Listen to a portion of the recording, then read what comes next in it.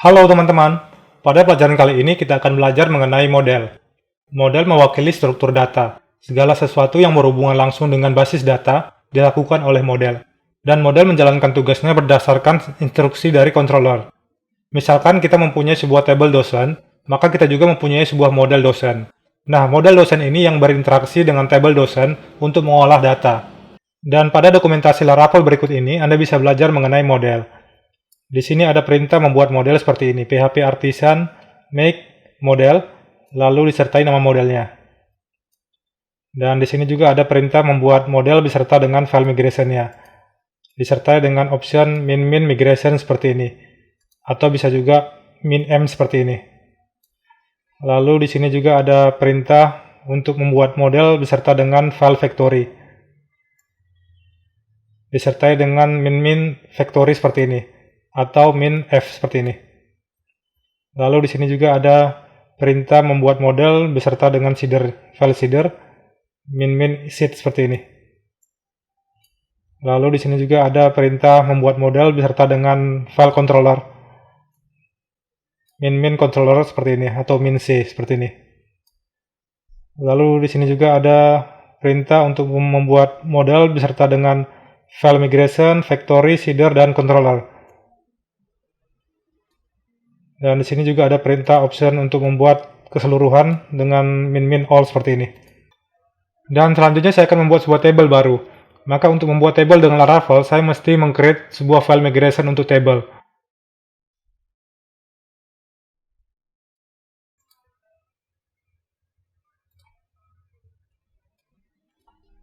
Perintahnya php artisan make migration.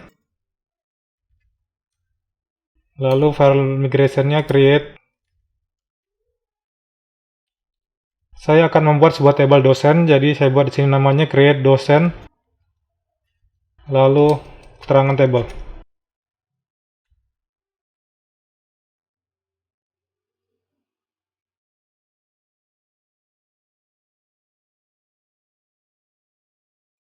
Lalu saya buat model dosen. PHP artisan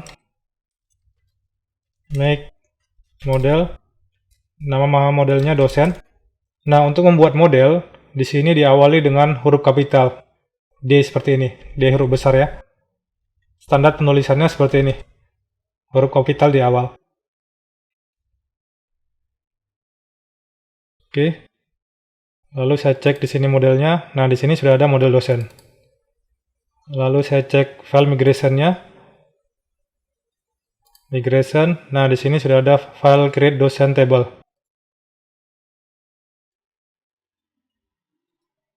Dan selanjutnya saya akan tambahkan field apa saja yang dibutuhkan pada table dosen. Field yang pertama, field nama dosen. Nama dosen. Lalu yang kedua,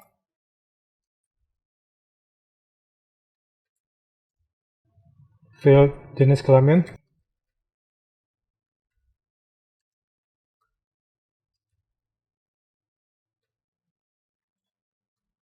Yang ketiga, umur.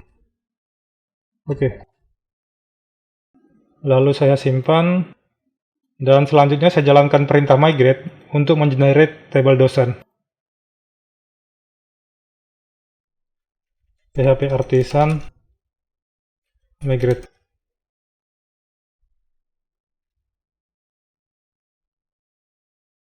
Saya cek pada database ya.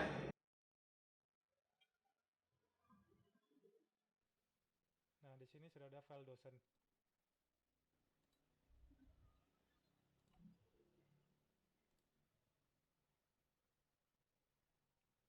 Selanjutnya saya akan insert data ke dalam table dosen melalui model dosen menggunakan route.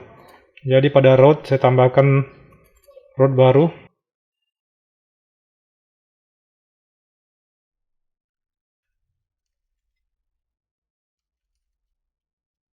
Metodenya get. Lalu URL-nya insert data dosen. Function Nah, di sini saya gunakan model dosen. Jangan lupa di use model dosennya di atas ini ya. Lalu saya definisikan kembali model dosennya sebagai variabel dosen.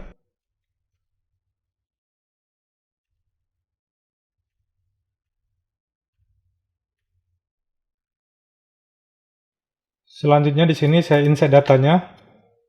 Saya gunakan variabel dosen di sini. Variabel dosen, lalu method create. Lalu saya definisikan datanya yang di-insert. Yang pertama field nama dosen. Datanya yang pertama nama dosennya Andi. Lalu yang kedua field jenis kelamin. Datanya laki-laki. Lalu field yang ketiga umur.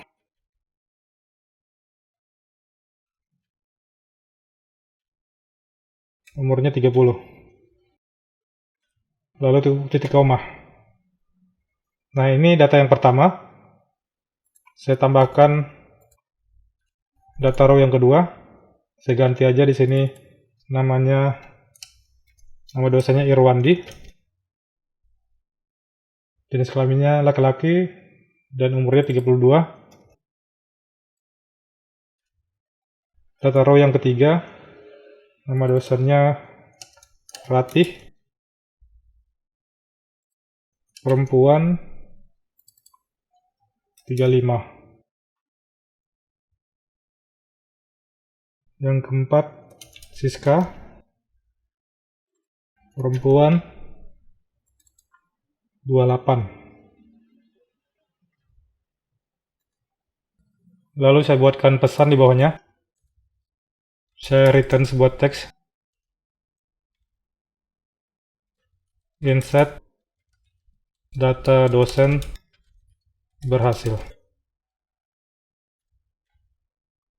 Saya simpan. Lalu saya coba testing.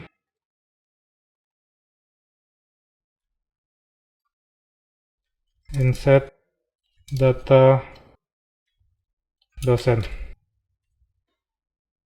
Nah, di sini muncul error. Error ini karena saya belum memberikan akses atau belum memberikan izin properti untuk melakukan mass assignment. Saya sengaja belum mendefinisikan properti untuk mass assignment, supaya kelihatan errornya seperti ini. Mass assignment merupakan metode yang digunakan untuk mengizinkan properti atau field untuk dapat menginsert sebuah data ke dalam table. Di Laravel ada dua cara untuk kita dapat melakukan mass assignment, yaitu menggunakan fill-label dan guarded. Kita bisa membuat mass assignment dengan menggunakan property fill-label di dalam sebuah model. Oke, saya kembali ke file model. Saya buka modelnya, model dosen. Nah, di sini saya tambahkan protected fill-label. Protected fill-label. Lalu saya tentukan nama fieldnya. Nama dosen. Jenis kelamin.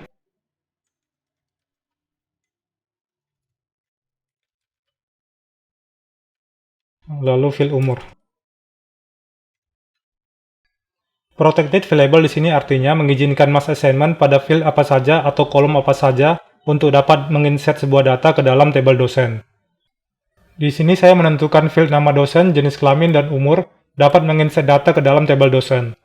Dan field ID tipe datanya auto increment, jadi tidak perlu didefinisikan pada field label. Dan timestamp tipe datanya auto entry, tidak perlu juga didefinisikan. Oke, saya save. Lalu saya refresh kembali halaman error ini. Nah, di sini ada muncul error lagi seperti ini. Error ini karena nama table dosen yang saya buat seperti ini, dosen. Dosen seperti ini. Ini bukanlah standar penulisan konvensi Laravel yang menggunakan akhiran S. Maka saya mesti definisikan nama table ini pada model dosen. Saya buka dokumentasi Laravel. Nah, di sini ada petunjuknya untuk mendefinisikan nama tabel yang tidak sesuai dengan konvensi Laravel. Di sini ada keterangannya seperti ini. Kita gunakan protected table seperti ini, lalu nama tabelnya. Saya kembali ke modelnya, di model dosen ya. Di sini saya definisikan nama tabelnya, protected table, lalu nama tabelnya dosen. Saya simpan, lalu saya refresh kembali halaman error ini. Oke, berhasil. Insert data dosen berhasil. Saya cek tabelnya. Oke, berhasil. Sudah ada 4 data row di sini. Saya kembali lagi ke model. Saya kembali ke bagian protected variable. Nah, ada cara yang kedua, yaitu menggunakan guarded. Guarded ini kebalikan daripada variable, di mana field yang terdapat di dalam guarded tidak diizinkan untuk dilakukan mass assignment. Misalkan saya tambah di sini guarded.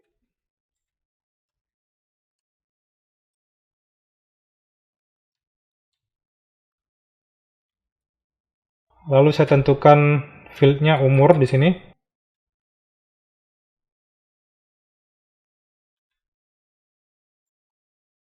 Jika saya tambahkan guarded umur seperti ini, maka pengertiannya model tidak mengizinkan melakukan insert data ke dalam field umur. Atau dengan kata lain, semua field yang ada pada tabel dosen dapat diinsert datanya kecuali field umur. Nah, jadi agar model dapat menginsert data ke semua field menggunakan guarded, maka saya kosongkan guardednya. Nah, dengan begini artinya model mengizinkan mass assignment atau mengizinkan menginsert data ke semua field yang ada pada tabel dosen. Dan kita hanya dapat menggunakan salah satu variable atau guarded. Di sini saya sudah komen protected variable di sini. Saya gunakan guarded di sini. Dan yang menjadi pertimbangan jika saya menggunakan variable, maka saya mesti mendefinisikan semua nama-nama field yang ada pada tabel tersebut. Jika seandainya saya memiliki nama field yang banyak di dalam sebuah tabel, maka saya mesti mendefinisikan semua nama-nama field pada variable ini. Sedangkan menggunakan guarded, saya cukup membuat guarded seperti ini kosong. Artinya model mengizinkan semua field untuk melakukan insert data. Dan jika nanti ada penambahan nama field baru pada tabel, maka saya tidak perlu mendefinisikan field tersebut pada guarded. Oke, saya akan coba menginsert data dosen menggunakan guarded ya. Saya kembali ke root-nya. Nah, di sini saya tambahkan data baru lagi di bawahnya dengan nama dosennya Irwan Sakti Lubis. Jenis kelamin laki-laki, umur 38. Nah, yang sebelumnya saya komen ya, karena saya akan menambahkan data baru ya. Yang ini sudah kita lakukan, jadi kita komen. Saya save, lalu saya kembali testing. Ini saya refresh saja. Oke, berhasil, tidak error. Saya cek pada tabelnya. Di sini 4. Oke, nambah ya. Irwan Sakti Lubis.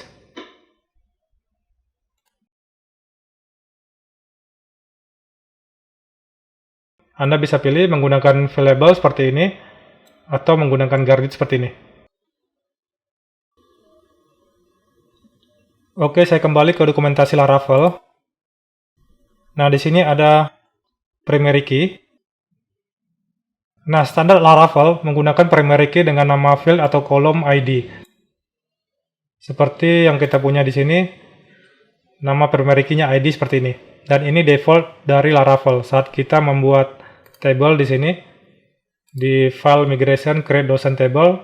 Nah, di sini ada sebuah field ID yang menjadi primary key dari bawaan Laravel. Nah, jika kita nggak mau menggunakan primary key seperti ini, atau jika kita mau menggunakan nama field lain, tidak menggunakan ID, maka kita mesti mendefinisikan protected primary key seperti ini. Protected primary key, lalu nama field yang menjadi primary key-nya. Misalkan flight ID seperti ini. Kita definisikan di model di bagian sini. Di model dosen seperti ini, kita tambahkan di bawah. Oke. Selanjutnya kita ke bawah. Nah, standar Laravel primary key memiliki tipe data auto increment. Dan jika kamu tidak menggunakan tipe data auto increment, maka kamu bisa mendisablekannya menjadi false seperti ini. Lalu kamu bisa mendefinisikannya pada model seperti ini, public incrementing false. Dan di sini jika kamu memiliki primary key dengan tipe data string, kamu bisa mendefinisikannya pada model juga seperti ini.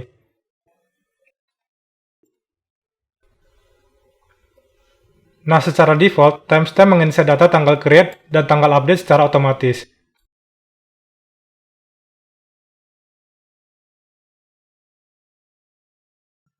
Padahal kalau kita lihat di bagian routing, nah di sini kita tidak menginsert tanggal di sini kan? Diinsert secara otomatis di sini. Nah, untuk mendisablekan timestamp, kita bisa menggunakan pada model seperti ini. Kita definisikan pada model public timestamp false seperti ini.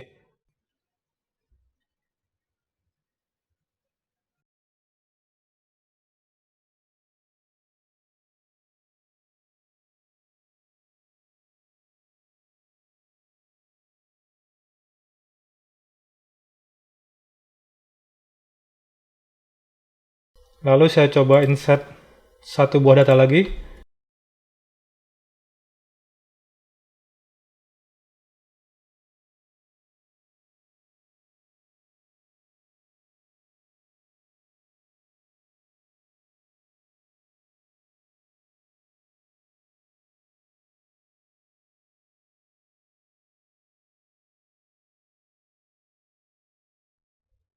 Lalu saya coba testing.